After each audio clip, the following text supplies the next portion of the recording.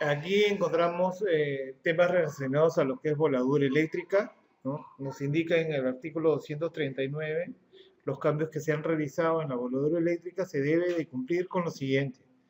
Cuando el encendido de los tiros sea eléctrico, los disparos deben ser hechos por un trabajador que se encuentre capacitado para esta tarea, ¿no? Quedando terminantemente prohibido a todos los demás trabajadores acercarse a las labores antes de que los conductores eléctricos usados para este objeto hayan sido debidamente desconectados, ¿no?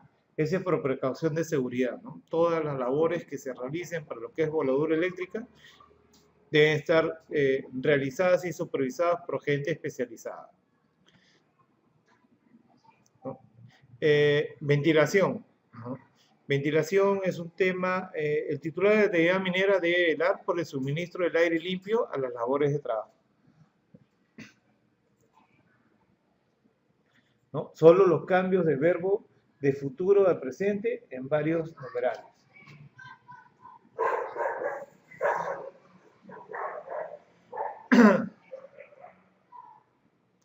¿Ok? Continuamos con ventilación. Dice en el artículo 249, nos indica que se toman, no se tomarán, se toman todas las providencias del caso para evitar la destrucción, ¿no? Y paralización de los ventiladores principales. Dichos ventiladores deberán de cumplir con las siguientes condiciones. Ser instalados en casetas incombustibles, ¿no? Antifuego, ¿no? Protegidos contra derrumbes, golpes, explosivos, agentes extraños, ¿no? Los ventiladores de superficie, así como las instalaciones eléctricas, deben contar con cercos perimétricos adecuados para evitar el acceso de personas extrañas. Contar con otras precauciones, ¿no? Aconsejables según las condiciones locales para protegerlas. Tener por lo menos dos fuentes independientes de energía eléctrica, que en lo posible deberán llegar por vías diferentes, ¿no? Estar provistos de silenciadores para minimizar los ruidos en las áreas de trabajo o en zonas con poblaciones donde puedan ocasionar estos ruidos, ¿no? Estar provistos de dispositivos automáticos de alarma para caso de paradas, ¿no? Cumplir estrictamente las especificaciones técnicas dispuestas por el fabricante para el mantenimiento preventivo y correctivo de los ventiladores. Puntual, ¿no? Específica, ¿no? Ventilación, un factor importante dentro de una unidad minera, ¿no? La cual no debemos de tomar importancia al extremo, ¿no? El artículo 251 nos habla de que para los ventiladores principales con capacidad iguales o superiores a los 2.831 metros cúbicos por minuto, ¿no? O su equivalente de 10.000 pies cúbicos por minuto, se deben instalar paneles de control remoto que permitan su monitoreo de operación, ¿no? Su regulación a parámetros requeridos, invertir la corriente de aire en caso sea necesario, emitir señales de alarma en caso de paradas, ¿no? Y el arranque automático de los equipos de emergencia en caso de un corte de energía. Para el caso de los ventiladores extractores de aire usado el monitoreo también comprenderá el contenido de gases de monóxido de carbono, gases nitrosos, oxígeno y temperatura del aire circulante. Los paneles de control contarán con baterías de respaldo que le permite seguir funcionando en caso de fallas de suministro de energía eléctrica. Las operaciones de los paneles de control será realizada solo por la supervisión autorizada, ¿no? Como ven, la ventilación es importante, factor importante, factor minucioso, ¿no? Si no hay ventilación, no puede haber aire respirable. Entonces, debemos ser minuciosos para estos casos. Continuando con ventilación, en el 252 se deben efectuar evaluaciones integradas del sistema de ventilación de una mina subterránea cada semestre, evaluaciones parciales del mismo cada vez que se produzcan comunicaciones de labores o cambios en los circuitos de aire. Dichas evaluaciones deben ser por personal especializado en materia de ventilación. Asimismo, se deben efectuar controles permanentes de ventilación en las labores de exploración, desarrollo, preparación y explotación, donde haya personal laborando. La evaluación integral de la ventilación deberá considerar lo siguiente. La demanda del aire de la mina debe ser la cantidad de aire requerida por los trabajadores para mantener una temperatura de confort en el lugar de trabajo y para la operación de los equipos petroleros. Cuando en la operación no se usen equipos con motor petrolero, se debe considerarse el aire requerido para diluir los gases, ¿no?, de las voladuras de acuerdo al anexo 38. La madera empleada en el interior de la mina para labores de sostenimiento, entre otras, genera emisiones de gases de CO y SH4, ¿no? Factor que debe ser tomado en cuenta para el cálculo del aire necesario al interior de la mina. Este factor se determina de manera proporcional a la producción. Para el cálculo se debe considerar la siguiente escala. Si el consumo de madera es de 20% hasta 40% del total de la producción, el factor de producción debe ser de 0.60 metros cúbicos por minuto. Si el consumo de madera es 41 hasta 70% del total de la producción, el factor de producción debe de ser un metro cúbico por minuto. Si el consumo de madera es mayor a 70% del total de producción, el factor de producción debe ser 1.25 metros cúbicos por minuto.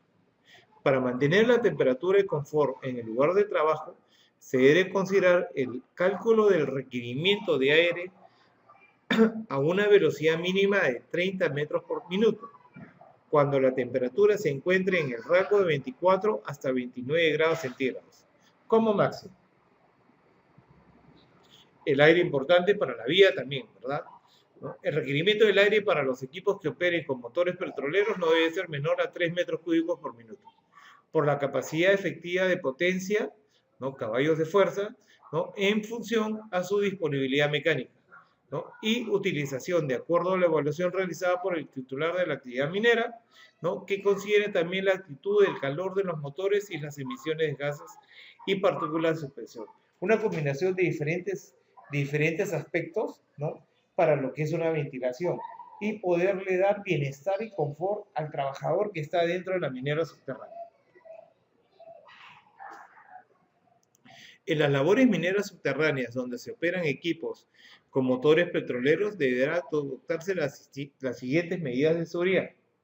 Los equipos deben estar diseñados para asegurar que las concentraciones de emisión de gases del ambiente de trabajo sean las mínimas técnicamente posibles y las concentraciones en el ambiente de trabajo se encuentren siempre por debajo del límite de exposición ocupacional para agentes químicos, los que se muestran detallados en el anexo 15, ¿no?, del presente reglamento. Para la toma de muestras debe darse cumplimiento a las disposiciones apropiadas por la Autoridad de Salud, Decreto Supremo 015-2005 SA, sus normas complementarias y sus sustitutorias. La cantidad de aire circulante debe asegurar que las emisiones de gases en sus escapes no superen las concentraciones indicadas en los literales C, D y E subsiguientes, ¿no? Monitorear y registrar semanalmente las concentraciones de monóxido de carbono en el escape de los equipos de operación.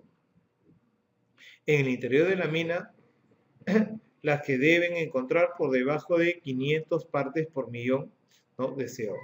Monitorear y registrar semanalmente concentraciones de dióxido de nitrógeno en el escape de las máquinas operadas en el interior de la mina, no debiendo superar 100 partes por millón, ¿no?, de NO2.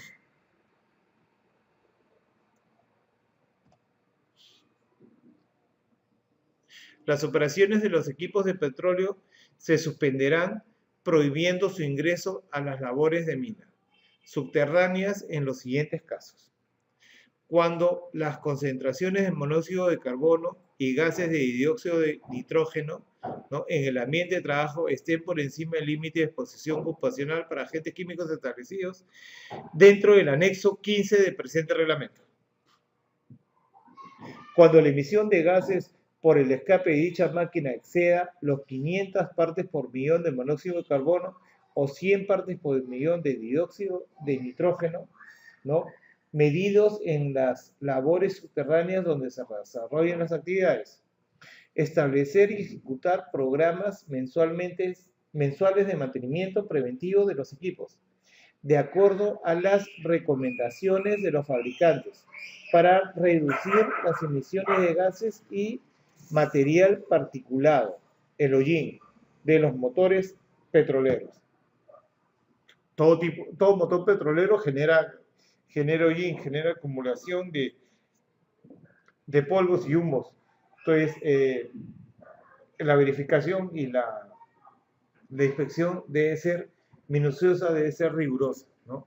Y cada cierto tiempo, como lo dicen en estos artículos, ¿no?, cada semana, cada mes, ¿no?, hacerle un mantenimiento, ¿no?, un mantenimiento preventivo para que esto no se recrudezca.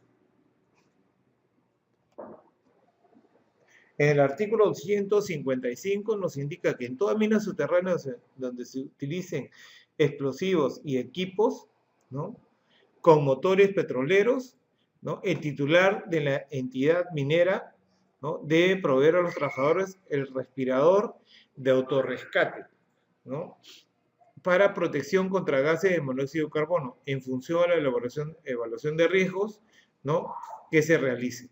Estos respiradores serán utilizados por los trabajadores solo en caso de emergencia individual o colectiva, cuando estos gases pongan en riesgo inmediato su vida, ¿no?, para salir de la mina o para ubicarse en una zona de aire fresco. Estos respiradores deben estar fabricados para una protección mínima de 30 minutos. Son respiradores portátiles, ¿no?, los cuales son prácticos, ¿no?, y hoy en día se pueden colocar tipo cantimplora y poderlos llevar en el cinto, ¿no? Aquí tenemos el anexo 38, ¿no?, donde nos indica todo lo que es los procedimientos, ¿no?, las modificaciones que se han realizado, ¿no? Estándares de operaciones a cielo abierto, ¿no? En el artículo 262 nos indica que en las etapas de exploración y explotación, incluyendo la preparación y desarrollo de la mina, los titulares de la actividad minera deben de cumplir con lo siguiente: construir rampas o vías amplias de no menos de 3 veces el ancho del vehículo más grande de la mina, ¿no?, en vías de doble sentido y no menos de 2 veces el ancho en las vías de un solo sentido. Si la evaluación de mecánica de rocas presenta terrenos incompetentes, el titular de la actividad minera determinará realizar vías de ancho de la maquinaria más grande de la mina, ¿no?, con 20% de espacio para la cuneta. Construir carreteras de alivio o rampas de emergencia en las vías principales existentes. Accesos o zigzag con gradientes positivas como producto de la identificación de peligros y evaluación de riesgos, ¿no? Estas carreteras de alivio deben de servir para ayudar a la reducción de la velocidad de la maquinaria y controlarla hasta ser detenida.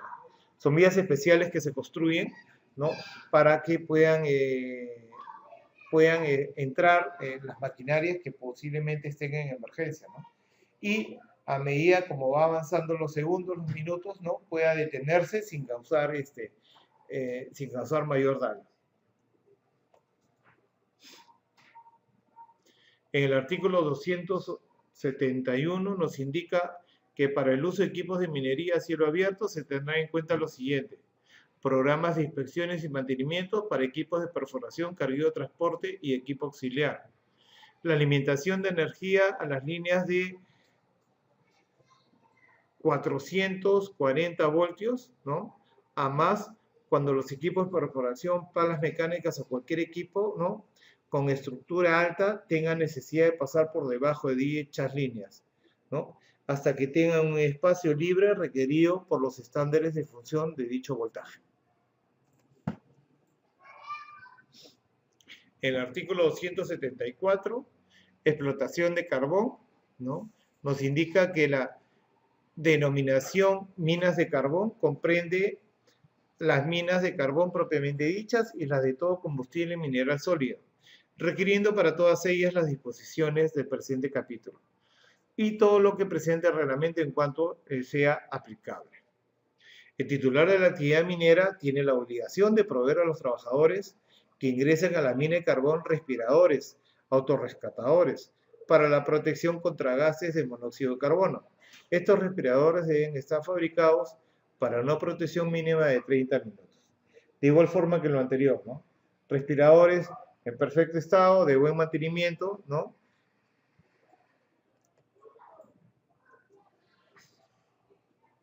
En el 278, ¿no?, dice, capítulo 6, explosivos, ¿no?, para el empleo de explosivos, accesorios y agentes de voladura en la actividad indicadas, ¿no?, en los literales A y B del artículo 2 del presente reglamento, nos indica que los titulares de la actividad minera deberán contar con el certificado de operación minera, vigente cuando sean considerados usuarios permanentes, y con la opción favorable de la Dirección General de Minería o Gobierno Regional, según corresponda, en caso de ser considerados usuarios eventuales, a fin de solicitar la autorización por la adquisición y uso de explosivos, ¿no?, y materiales relacionados en la Superintendencia Nacional de Control de Servicios de Seguridad, Armas, Municiones y Explosivos de Uso Civil, SUCAME, ¿no?, entidad reguladora, ¿no?, de todo lo que es explosivos, control de explosivos, armas y demás.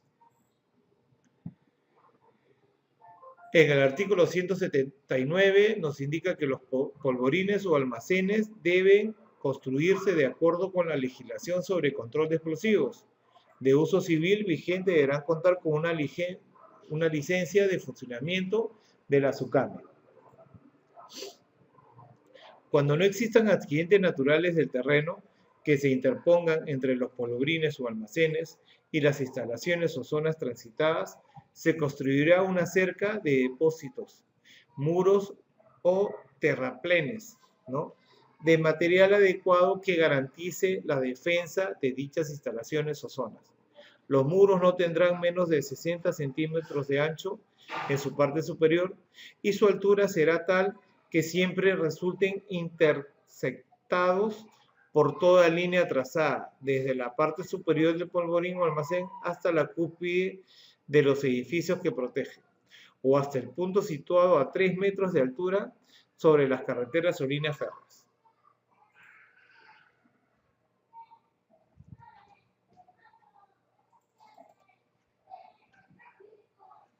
En el artículo 181, nos indica que los polvorines o almacenes permanentes o provisionales subterráneos y para los polvorines o almacenes superficiales se debe cumplir con lo siguiente.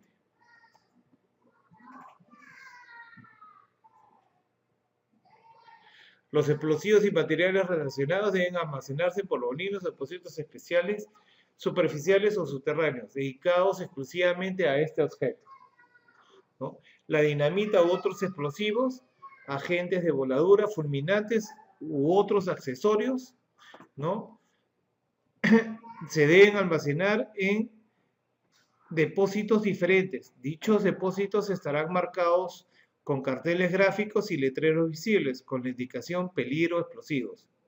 Queda terminantemente prohibido almacenar en dichos depósitos cualquier otro tipo de material. Deberá tener en cuenta que, a su vez, la Directiva 223/2017 de la SUCAME, que regula la clasificación y compatibilidad de los explosivos y materiales relacionados a la norma, ¿no?, la modifique o la sustituya.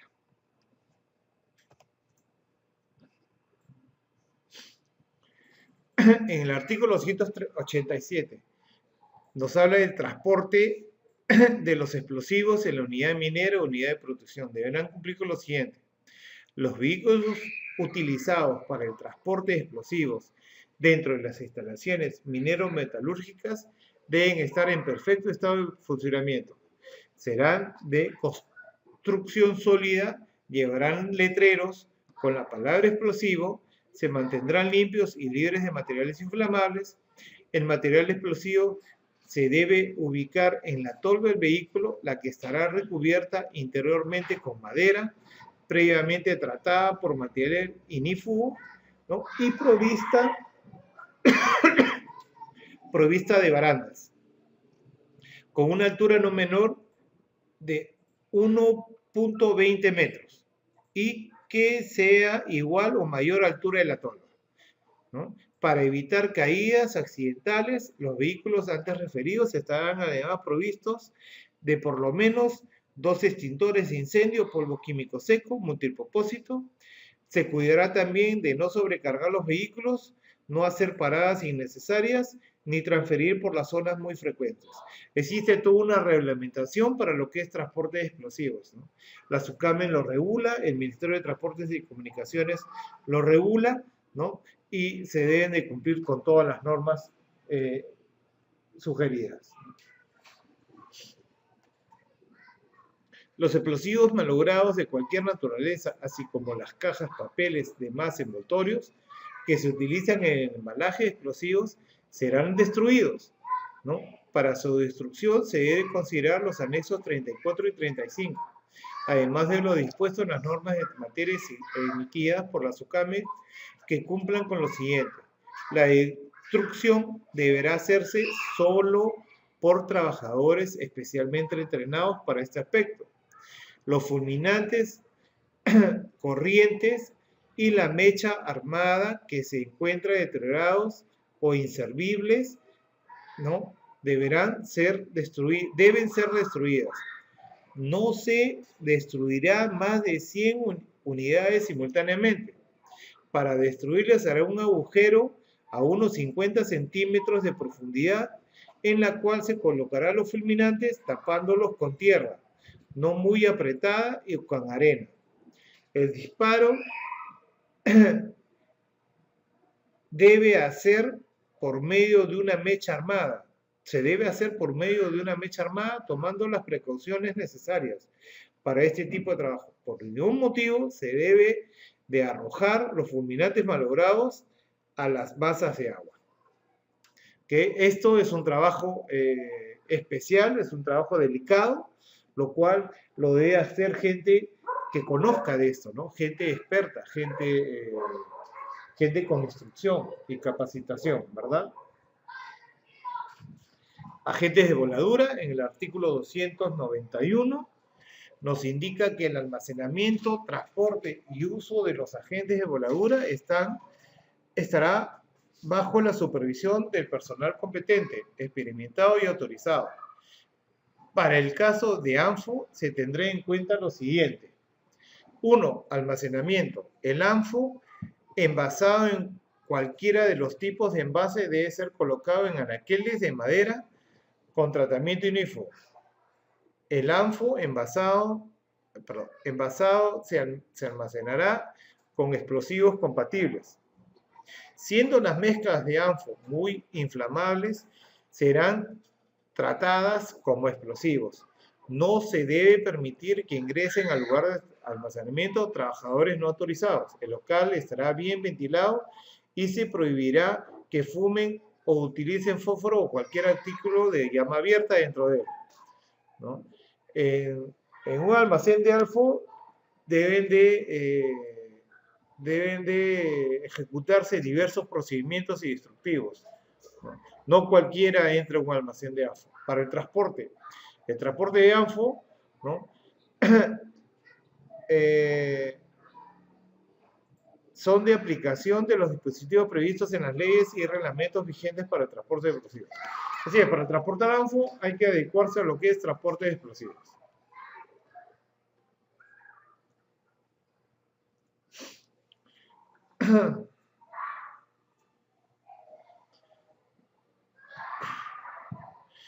Usos. El uso del ANFO en minas subterráneas requiere la aprobación de la gerencia general o el órgano que haga sus veces dentro de la unidad minera, unidad de producción, de conformidad a los requisitos establecidos en el anexo 36. La gerencia general o el órgano que haga sus veces dentro de la unidad minera o unidad de producción puede modificar la aprobación de uso de ANFO cuando la operación lo requiera. La copia del documento que apruebe el uso de ANFO debidamente sustentado debe ser remitida a la autoridad competente para su fiscalización dentro de los 5 días hábiles siguientes a su aprobación. La autoridad competente lleva a cabo la supervisión correspondiente en la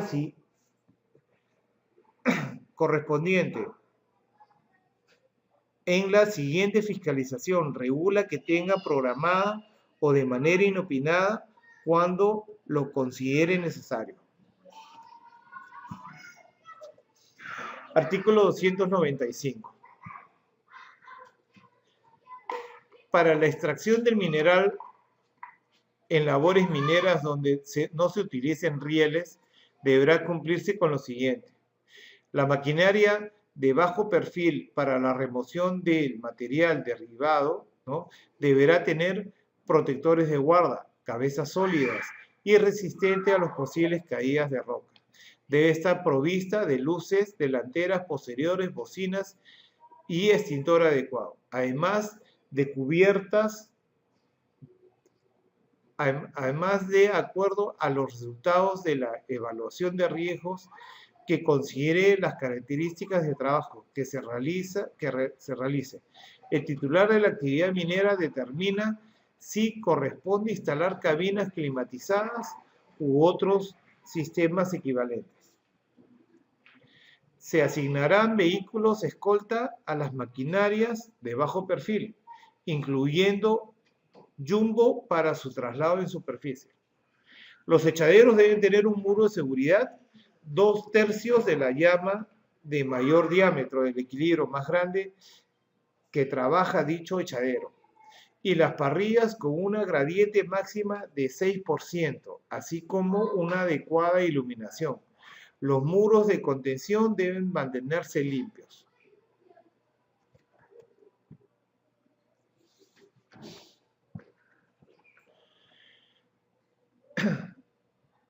En el artículo 320 nos indica que las maquinarias y equipos que posea partes móviles, ¿no?, expuestas que impliquen riesgo de caídas o atrapamiento de personas deberá contar con guardas de protección.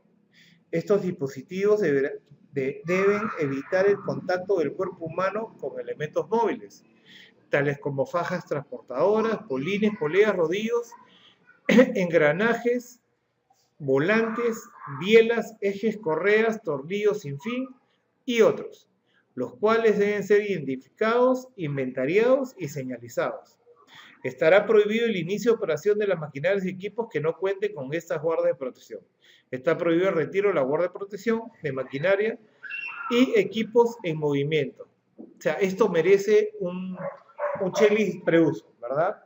Con un checklist preuso podemos identificar todas las partes que no están consideradas dentro de este ítem. En el 324, en las concesiones de transporte de concentrados a través de mineroductos, se implementa programas de supervisión y mantenimiento de sistemas de control de monitoreo de la operación, de monitoreo topográfico, de verificación de los puntos de control de presiones, de control periódico de desgaste del ducto y del producto de respuesta a emergencias. Todas estas consideraciones están dentro de un plan de trabajo anual. La tecnología empleada para llevar a cabo los programas y sistemas antes mencionados deberá ser avalada por un informe técnico en el que se acredite su eficacia y eficiencia técnica para evitar la ocurrencia de accidentes.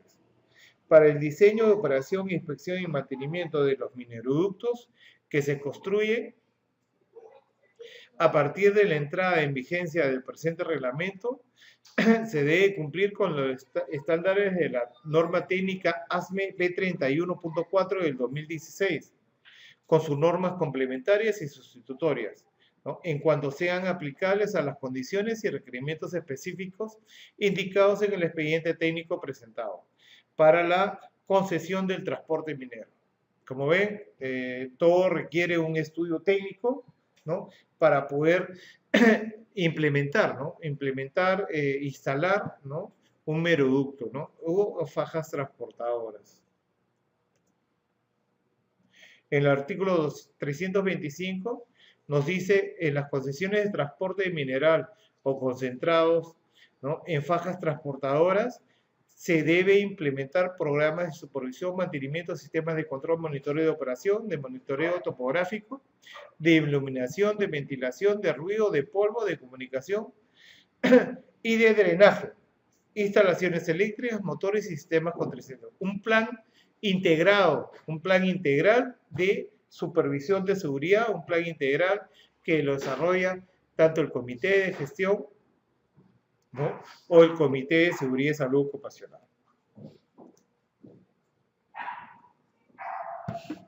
En el artículo 329 vemos que en el Decreto Supremo 023 contempla: respecto a las prácticas de almacenamiento, transporte y manipuleo, el titular de la actividad minera debe establecer las siguientes medidas, ¿no?, y prevención de riesgos, ¿no? Muestrear la exposición ocupacional al polvo generado por la carga y descarga de los concentrados. El registro de dichos muestreos debe ser presentado a la autoridad competente cada vez que lo solicite, de acuerdo a un plan de trabajo, ¿no?, un plan de trabajo anual, ¿no? Se llega a tener registros al respecto.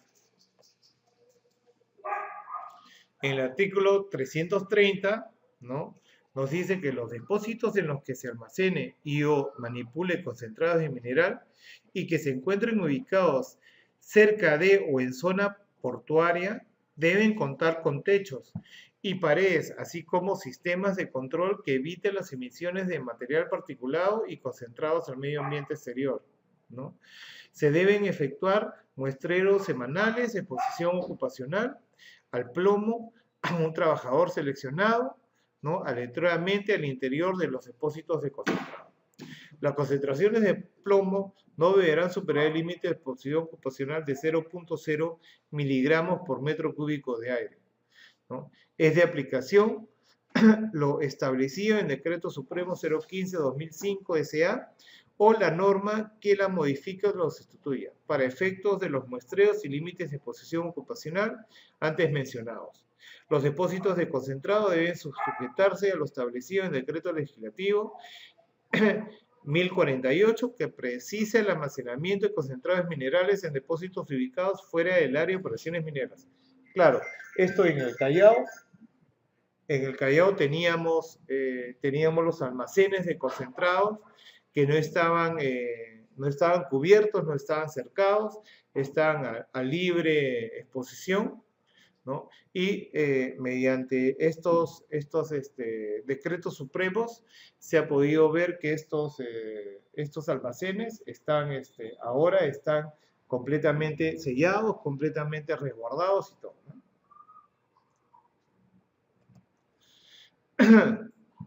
Iluminación. En el artículo 357 nos indica que los canales, zanjas, pozas, cochas, depósitos de relaves, pasillos, gradas y vías de tránsito de trabajadores y materiales deben estar iluminados en toda su longitud, con niveles no menores de 300 lux. Adicionalmente, y deben estar protegidos con barandas y o mallas para evitar caídas de los trabajadores. Los depósitos de relaves deben estar iluminados conforme a la evaluación del IPRC. Además, deben estar señalizados, los accesos deben estar bloqueados y con prohibición de ingreso a personas no autorizadas.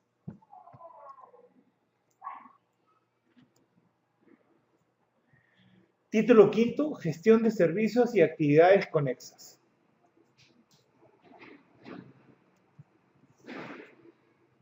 Maquinaria, equipo y herramientas. En el artículo 376 nos indica que en toda instalación mecánica se debe cumplir también con lo siguiente, ¿no?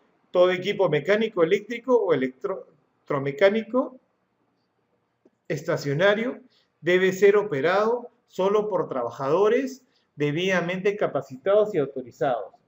Se debe colocar carteles en sitios visibles indicando mediante leyendas y dibujos ilustrativos los posibles peligros que puedan existir, ¿no? Y la forma de evitarlos.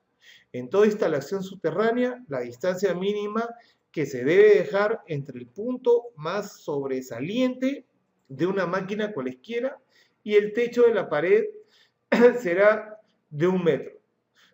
Queda prohibido dejar la llave de contacto en los equipos.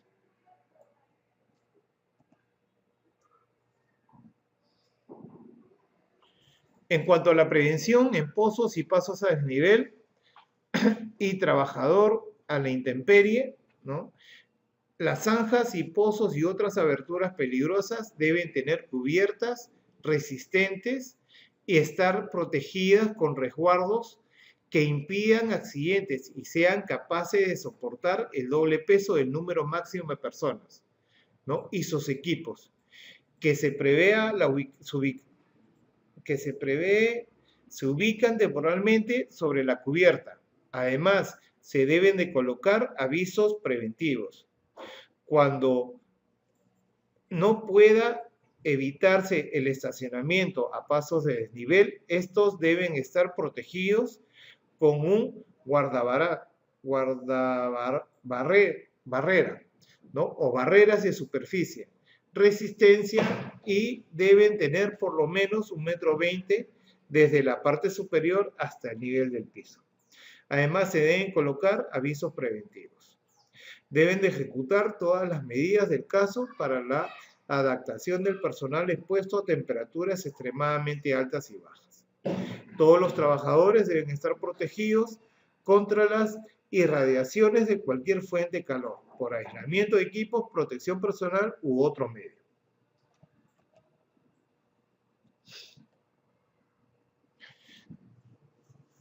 En el artículo 394 habla que los talleres de mantenimiento de equipos petroleros en subsuelo deben ser construidos en áreas de roca, competente con sus elementos de sostenimiento, de acuerdo a la evaluación y análisis que realiza el Departamento de Geomecánica, ¿no? La iluminación debe cumplir lo dispuesto en el anexo 37 del presente reglamento.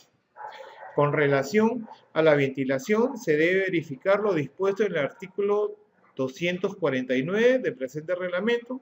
Además, se debe cumplir con lo siguiente: los dispositivos de combustibles, aceite, grasas y otras materias ubicadas dentro de los talleres de mantenimiento deben estar debidamente protegidos contra choques e incendios.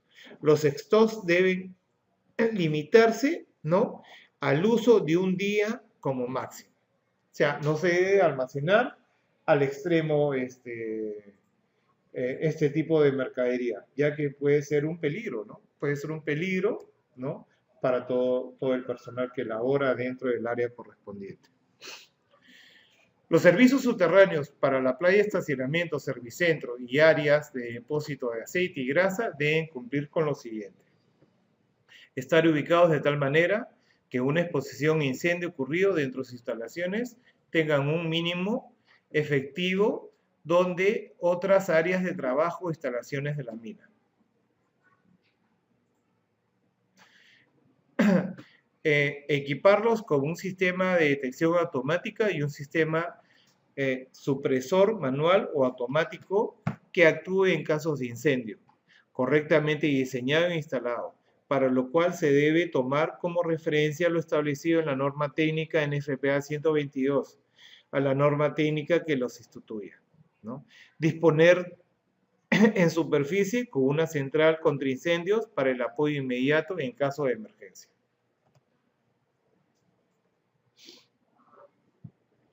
Disposiciones complementarias transitorias. Única.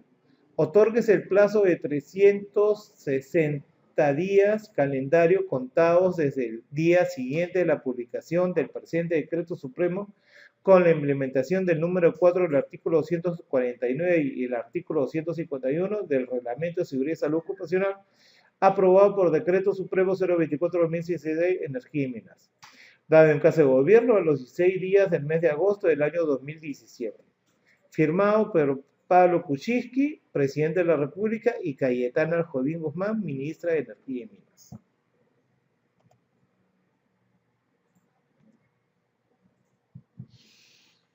Disposición complementaria. Artículo 249. Se toman todas las providencias del caso para evitar el deterioro y paralización de los ventiladores principales. Dichos ventiladores deben cumplir las siguientes condiciones: ser instalados en casetas incombustibles, protegidos contra derrumbes, golpes explosivos y agentes extraños. Los ventiladores en superficie, así como las instalaciones eléctricas, deben contar con cercos perimétricos adecuados para evitar el acceso de personas extrañas. Contar con otras precauciones aconsejables según las condiciones locales para protegerlas. Tener por lo menos 2 fuentes independientes de energía eléctrica que en lo posible deban llegar por vías diferentes. Estar provistos de silenciadores para minimizar los ruidos en áreas de trabajo o en zonas con poblaciones donde puedan ocasionar perjuicios a la salud de las personas. Estar provisto de dispositivos automáticos de alarma para el caso de paradas, cumplir estrictamente con las especificaciones técnicas dispuestas por el fabricante para el mantenimiento preventivo y correctivo de los ventiladores. En el artículo 251 nos indica que para ventiladores principales con capacidades iguales o superiores a 2.831 metros cúbicos por minuto, o su equivalente de 10.000 pies cúbicos por minuto, se deben instalar paneles de control que permitan su monitoreo de operación, su regulación a parámetros requeridos, la emisión de señales de alarma en caso de paradas y arranque automático de los equipos de emergencia.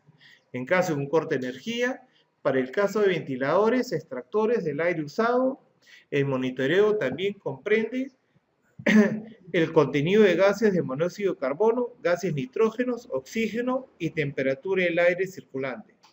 Los paneles de control deben contar con baterías de respaldo que les permita seguir funcionando en caso de fallas en el suministro de energía eléctrica. La operación de los paneles de control se realiza solo por supervisión autorizada. Bien, como han podido apreciar, este decreto supremo 023/2017 Energía y Minas, que modifica al decreto supremo 024/2016 Energía y Minas, contempla qué tenemos que hacer, no qué debamos hacer, ¿no? Qué acciones debemos de tomar, ¿no? En lo sucesivo, ¿para qué? Para que no suceda ningún accidente, ningún imprevisto dentro de nuestras operaciones mineras. Como han podido ver también, ¿no? Es bastante, hay bastante información que nos puedan servir para nuestras operaciones mineras, ¿no? Estamos a su disposición para cualquier consulta o ampliación de conocimientos. Muchas gracias por su atención.